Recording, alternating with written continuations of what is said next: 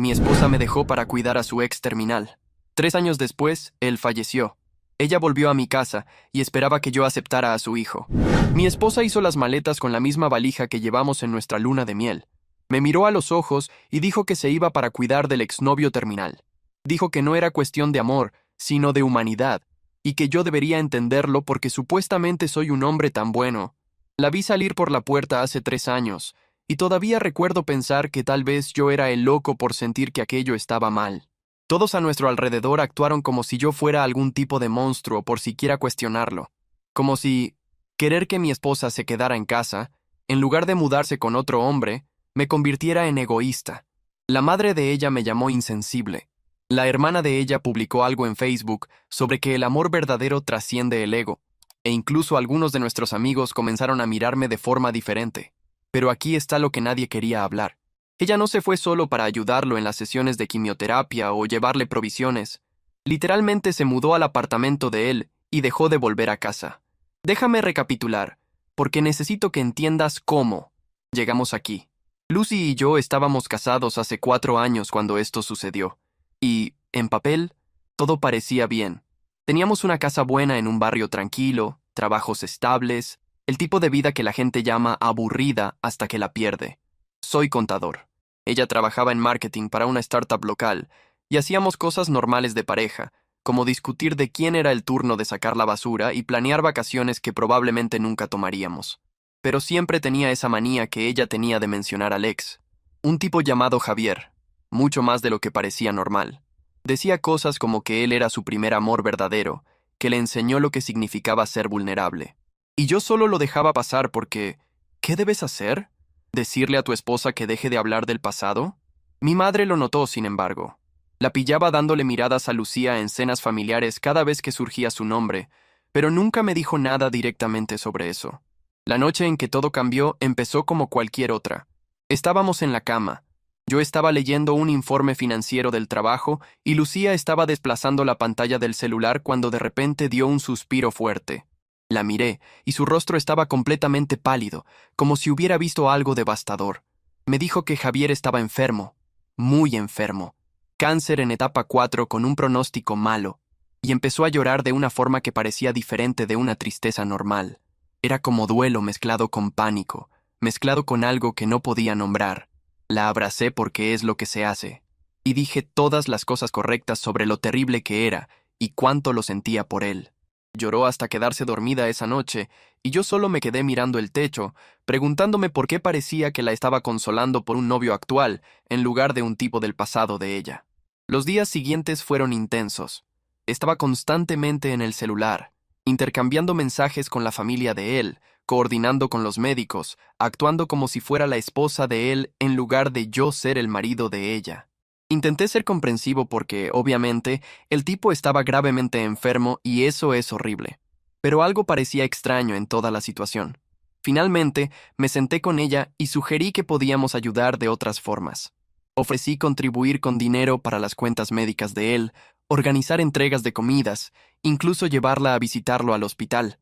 Le dije que podíamos hacer todo eso mientras manteníamos nuestro matrimonio y nuestro hogar. Me miró como si hubiera sugerido dejarlo sufrir solo. No entiendes, dijo. Él no tiene a nadie más. La familia de él vive al otro lado del país. Alguien. Necesita estar allí para él todos los días. Señalé que todos los días parecía demasiado, que tal vez podíamos encontrar un equilibrio. Y fue ahí cuando me llamó egoísta. La discusión que siguió ni siquiera fue realmente una discusión. Era más como si ella ya hubiera tomado su decisión y estuviera irritada porque yo no estaba de acuerdo de inmediato. Dijo que nunca había amado verdaderamente a alguien si no podía entender lo que necesitaba hacer, que el amor verdadero significaba sacrificio, que no podría vivir consigo misma si lo abandonaba. Entonces, le pregunté, ¿y qué hay de abandonarme a mí? ¿Abandonar nuestro matrimonio? Y realmente dio una risa amarga, y dijo que yo estaba siendo dramático. No te estoy dejando. Estoy cuidando a alguien gravemente enfermo. Hay una diferencia. Le pregunté cuánto tiempo planeaba estar fuera, y no pudo darme una respuesta. Le pregunté si esperaba que yo simplemente esperara mientras ella hacía de enfermera para el ex, y dijo que si realmente la amaba, lo haría. Fue ahí cuando supe que aquello no era sobre compasión, ni humanidad ni ninguna de las cosas nobles que afirmaba. Era sobre ella eligiendo a él en lugar de a mí. y queriendo que yo lo llamara de otra forma para que no tuviera que sentirse culpable. 3 días después, llegué a casa del trabajo y la encontré en nuestro dormitorio con esa valija de luna de miel abierta en la cama. Estaba haciendo las maletas metódicamente, no de forma apresurada, como si lo hubiera pensado desde hacía tiempo. Me quedé en la puerta, viéndola doblar el mismo suéter azul que le había comprado en Navidad, y pregunté si podíamos, por favor, hablar de esto una vez más. Ni siquiera levantó la vista. Siguió haciendo las maletas y dijo que ya había hecho los arreglos. El contrato de alquiler de Javier permitía un cuidador. El seguro de él cubriría la mayor parte de los costos, pero ella necesitaba estar allí a tiempo completo, como un empleo, como un matrimonio. Le pregunté sin rodeos si estaba eligiendo a él en lugar de a mí, y finalmente dejó de hacer las maletas y se volvió. Un día entenderás que estoy haciendo lo correcto, dijo. Verás que el amor no es sobre posesión, es sobre dejar que las personas hagan lo que necesitan hacer. Terminó de hacer las maletas mientras yo me quedé parado, sintiéndome paralizado. Parte de mí quería gritar, exigir que se quedara, dar algún tipo de ultimátum, pero otra parte ya estaba calculando cuánto costaban los abogados de divorcio y si podría pagar la hipoteca solo. Cerró la valija, pasó por mí hasta la cocina y dejó las llaves de la casa sobre el mostrador con un clic decisivo que sonó terriblemente final. La seguí y observé mientras tomaba la bolsa y la valija y se dirigía a la puerta principal. Se detuvo con la mano en la manija y me miró una última vez. Había lágrimas en sus ojos, pero su mentón estaba firme, y percibí que ya se veía como la heroína de esa historia, y a mí como el villano que no entendía el sacrificio. La puerta se cerró detrás de ella, y me quedé parado en la entrada de nuestra casa, nuestro hogar, el lugar que elegimos juntos, y discutimos sobre los colores de la pintura. Y entendí que cuando alguien quiere irse lo suficiente, encontrará una forma de hacer que la culpa sea tuya por intentar retenerla. Vi esa puerta cerrarse y todavía no sabía que se estaba cerrando para siempre, que aquello no era una locura temporal de la que saldría después de algunas semanas. Pensé que tal vez se daría cuenta de lo que estaba tirando y volvería pidiendo disculpas. Realmente pensé eso, como un idiota.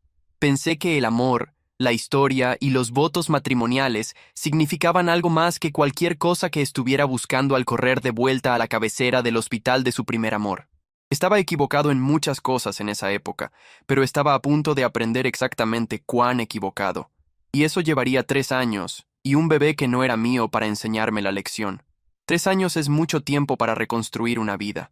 Y me gustaría decir que pasé cada día de ellos pensando en ella, pero eso sería mentira. La verdad es que, después de unos 6 meses esperando que volviera, finalmente acepté que no volvería a casa y que necesitaba seguir adelante. Presenté la solicitud de divorcio por abandono, que en nuestro estado significaba que ella había dejado voluntariamente nuestro hogar sin intención de regresar por más de 6 meses consecutivos. El proceso fue sorprendentemente fácil, ya que nunca lo impugnó.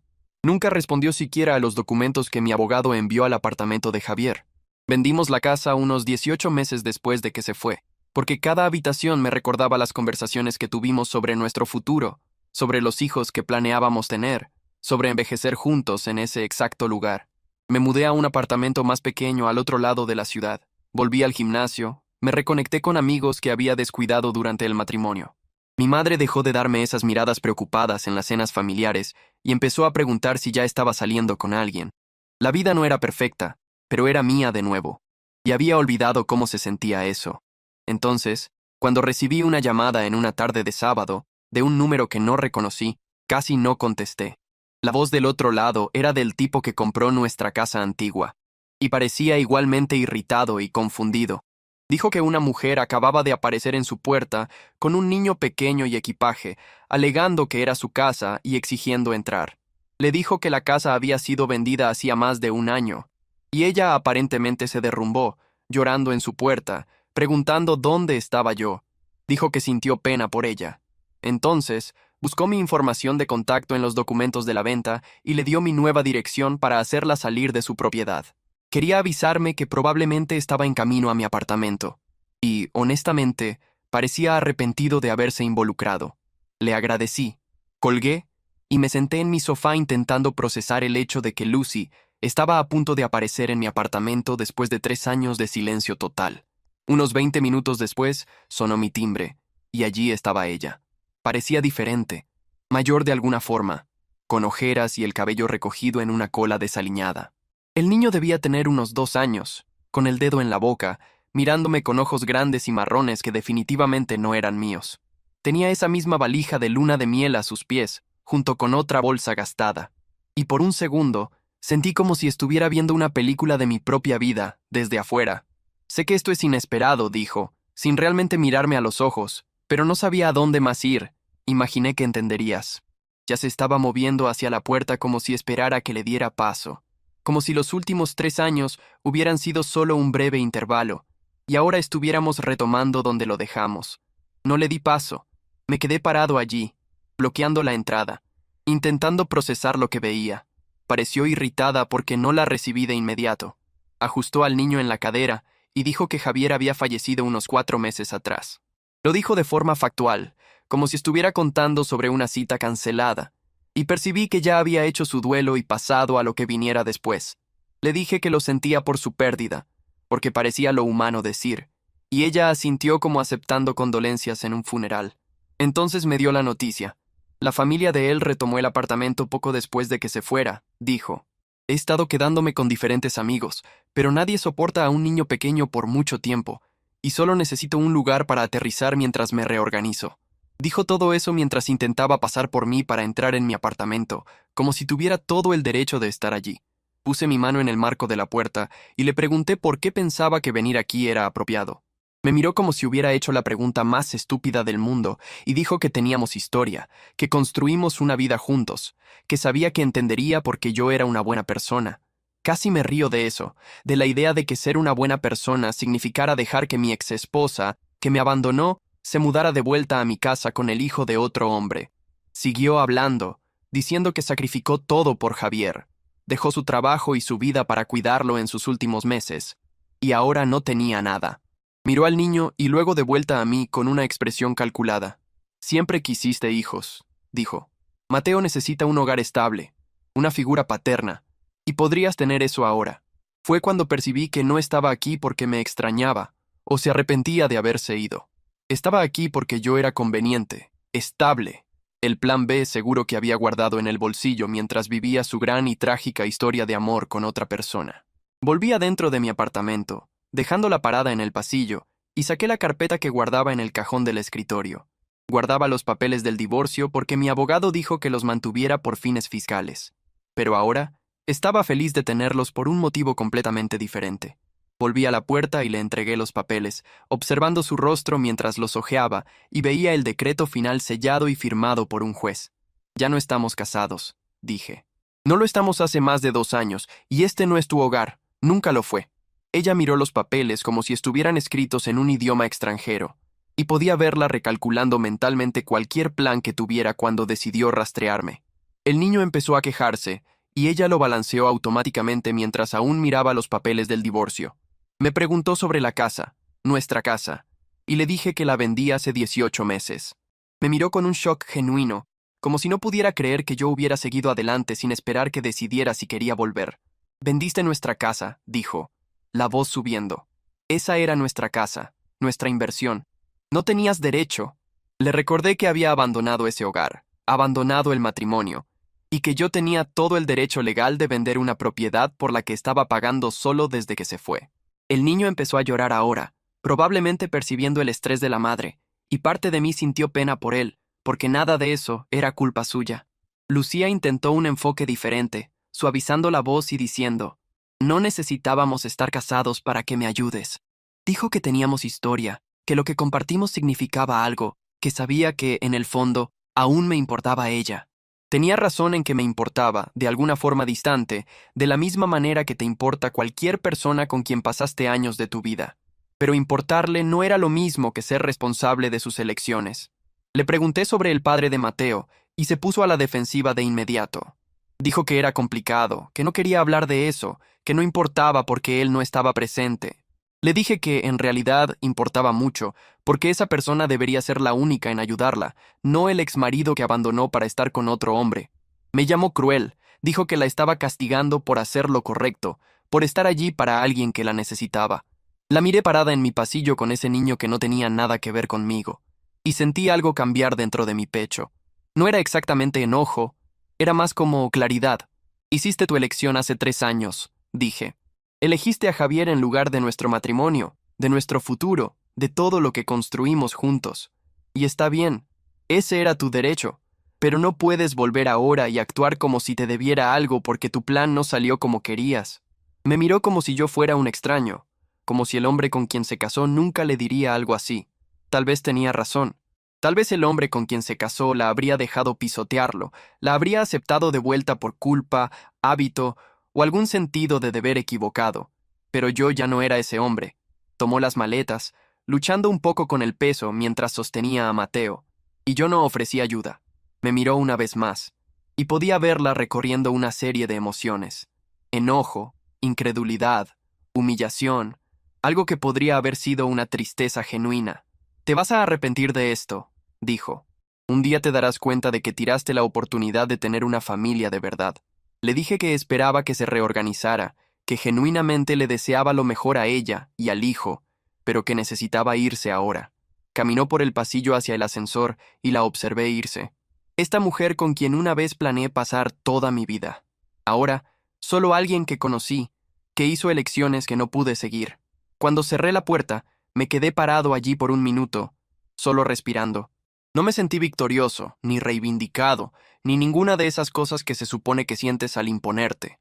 Me sentí cansado, un poco triste, principalmente, simplemente listo con toda esa situación. Pensé que sería el final, que seguiría adelante y encontraría a otra persona para rescatarla, que nuestros caminos nunca más se cruzarían. Me serví una bebida y me senté en el sofá de mi apartamento, aquel en el que ella nunca vivió, rodeado de muebles que ella nunca eligió. Y sentí el peso de 3 años finalmente desprenderse de mis hombros. Las puertas se habían cerrado, esta vez para siempre, y estaba bien con eso, o al menos pensé que lo estaba, hasta que, 6 meses después, descubrí por casualidad que ella estaba en medio de una guerra judicial. Y fue ahí cuando las cosas se pusieron realmente interesantes. No planeaba tener nada que ver con Lucía de nuevo después de que se fue de mi apartamento ese día. Pero la vida tiene una forma extraña de jalarte de vuelta a situaciones que pensaste haber escapado. Unos 6 meses después de que apareciera en mi puerta, encontré a una antigua amiga en común en una cafetería, y inmediatamente hizo una cara incómoda, como si supiera algo que yo no sabía. Después de una charla superficial incómoda, finalmente me contó que Lucía estaba en medio de una batalla judicial con la familia de Javier sobre la herencia de él. Aparentemente se venía presentando como su viuda, alegando que tenían un tipo de unión de hecho y exigiendo parte del seguro de vida y propiedades de él.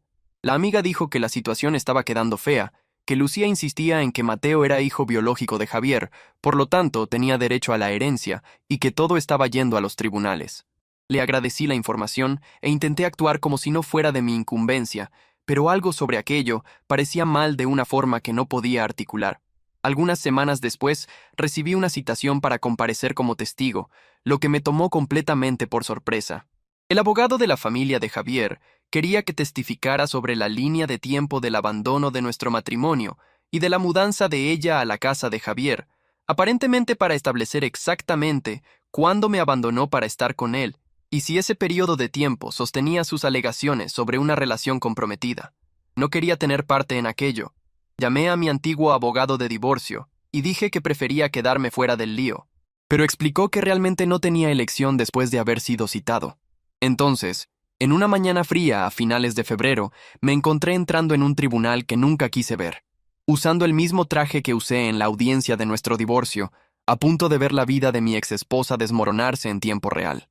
La sala del tribunal era más pequeña de lo que esperaba, nada como las versiones dramáticas de la TV, con galerías enormes y paneles de madera por todas partes. Los padres de Javier estaban sentados de un lado con su abogado, ambos pareciendo exhaustos y furiosos de esa forma específica que las personas quedan cuando están de luto y peleando al mismo tiempo. Lucía sentada del otro lado, con Mateo en un cochecito a su lado, y claramente se había vestido para obtener máxima simpatía, vestido modesto, maquillaje mínimo, cabello recogido de forma simple. Cuando me vio entrar, su rostro pasó por unas 5 emociones diferentes en 3 segundos, hasta fijarse en una máscara fría de traición, como si yo fuera quien había hecho algo malo al comparecer a una audiencia a la que fui legalmente obligado a ir. Me senté al fondo y esperé que llamaran mi nombre, sintiéndome como si estuviera viendo un accidente de auto en cámara lenta. La audiencia en sí fue técnica y aburrida al principio. Mucha discusión sobre derecho sucesorio y qué constituye una unión de hecho en nuestro estado. Pero entonces el abogado de la familia de Javier empezó a presentar pruebas que me revolvieron el estómago. Registros médicos mostrando que Javier se había sometido a una quimioterapia agresiva que lo dejó incapaz de tener hijos. Documentado por su oncólogo por escrito, con fechas específicas y resultados de exámenes. Extractos bancarios probando que Lucía recibirá dinero de los padres de Javier durante la enfermedad de él, dinero que enviaron específicamente para ayudar con sus cuidados, pero que ella aparentemente usó para sus propios gastos.